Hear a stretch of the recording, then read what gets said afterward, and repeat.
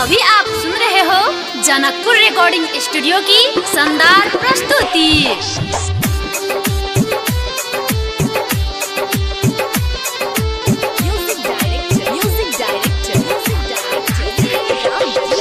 दर्शन करुणा यो भैया दर्शन करुणा।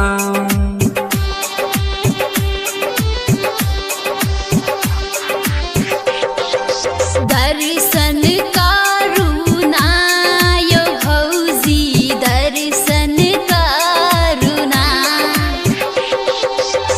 मिथिला नगर के जानकी मंदिर, मधेश नगर के जानकी मंदिर, बेलै सगरो सोर यो भैया दर्शन करुणा।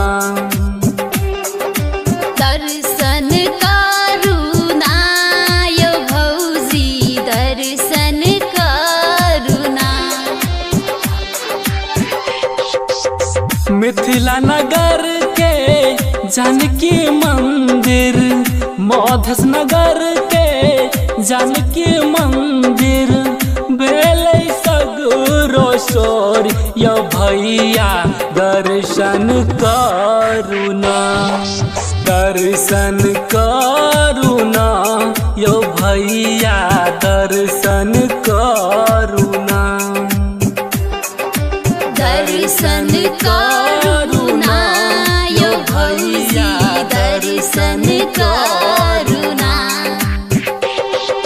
Present by Janakpur recording studio, Janakpur Dham पुंचक।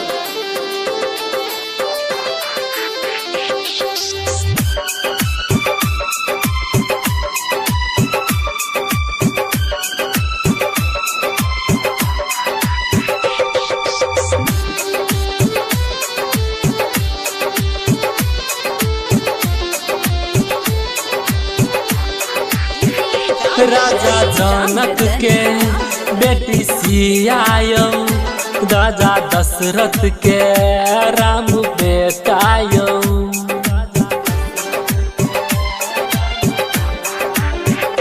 राजा जनक के छै अंगनायो, बेटी सीता जे जानल अंगनायो।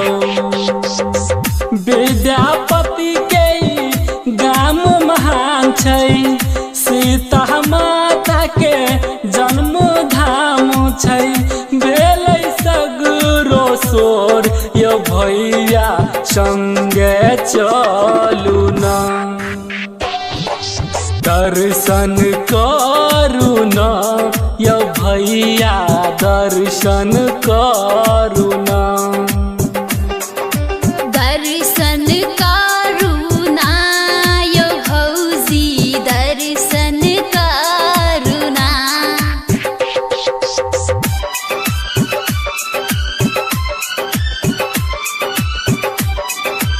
अभी आप सुन रहे हो जनकपुर रिकॉर्डिंग स्टूडियो की शानदार प्रस्तुति।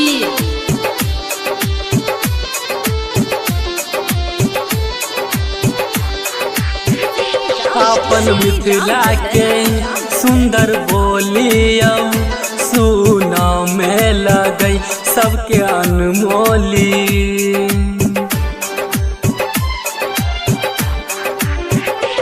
अपन मिथिला के सुंदर बोलियो, सुना में लगई सबके मोलियो।